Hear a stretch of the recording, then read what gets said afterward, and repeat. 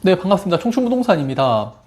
최근 부동산 기사에서요, 공급 부족에 대한 이야기가 계속 나오고 있죠. 여기에 대해서 대구 부동산 시장도요, 자유로울 수는 없습니다. 지난 1월 달에 홍준표 대구시장이 신규 주택 사업을 중단하면서요, 대구는 몇 년 뒤에는 신축 입주 물량을 구하기가 상당히 어려워질 겁니다. 그래서 올 초부터 외지 투자자들이요, 2025년 이후 2026년에 입주를 하는 분양권 투자를 상당히 많이 하고 있죠.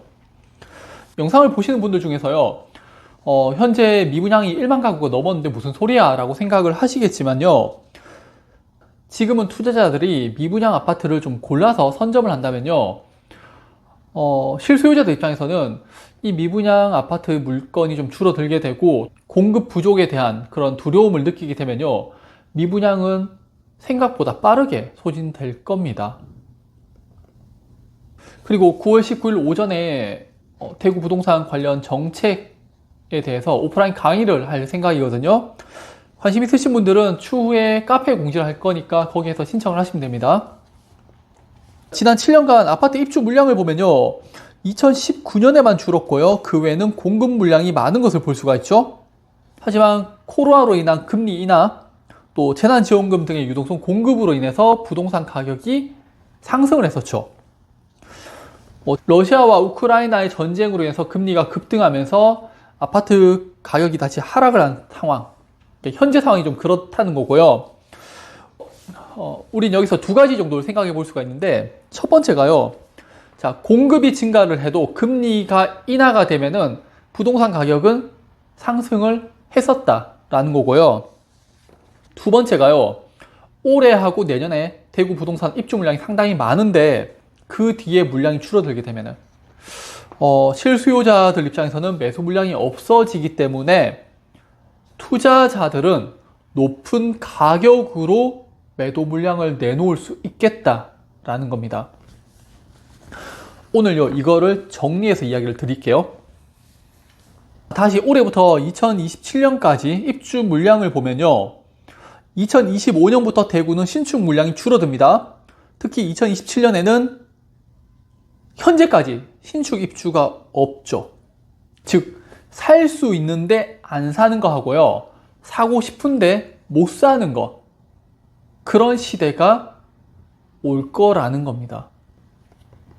현재 미분양도 많고 전월세 가격도 저렴하니까 편하게 살 수 있지만요, 2025년부터 공급 물량이 줄어들게 되면은 대구 실수요자들은요, 공급 부족으로 인한 가격 상승을 경험하게 될 수도 있을 겁니다. 지금 현재 서울에서 이와 유사한 공급 부족에 대한 기사가 계속 나오고 있는 거예요. 자, 대구는 여기서 더 심각한 게 뭐냐면요, 올해 1월에 홍준표 대구시장은 신규 주택사업 승인 전면 중단한다고 이야기했습니다. 후분양으로 유도하거나 임대주택으로 전환할 것을 요구할 예정이라고 하죠. 즉, 몇 년 뒤에 대구에도 공급이 부족하다는 그런 이야기예요.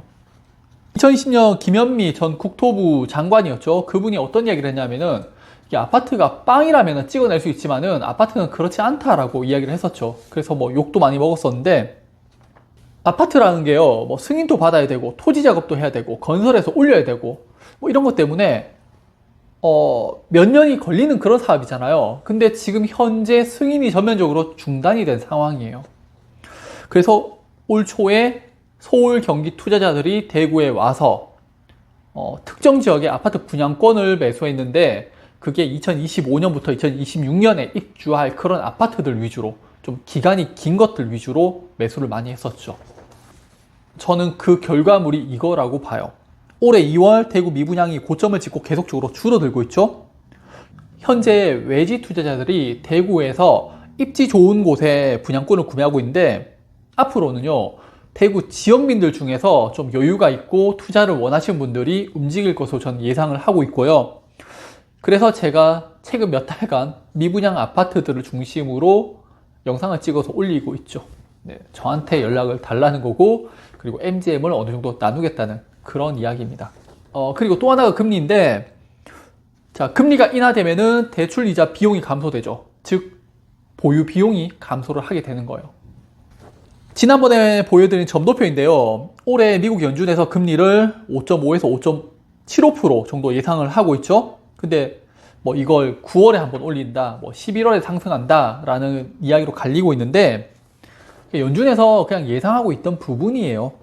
점도표에서 내년에 연준 의원들이 한 4.5% 정도 될 것으로 예상을 하죠. 이게 막 금리가 몇 프로 간다, 맞다, 안 맞다 이런 내용이 아니라 전체적인 흐름을 보면은 현재 경제 상황에서 금리가 인하된다 라는 것을 이야기해주고 있는 겁니다. 그리고 이번에 미국에서 실업률을 발표했는데 이게 최근 1년간 가장 높은 수치가 나왔죠. 파월은 금리 인상에서 중요한 판단 요인으로 미국의 노동시장이라고 했었죠.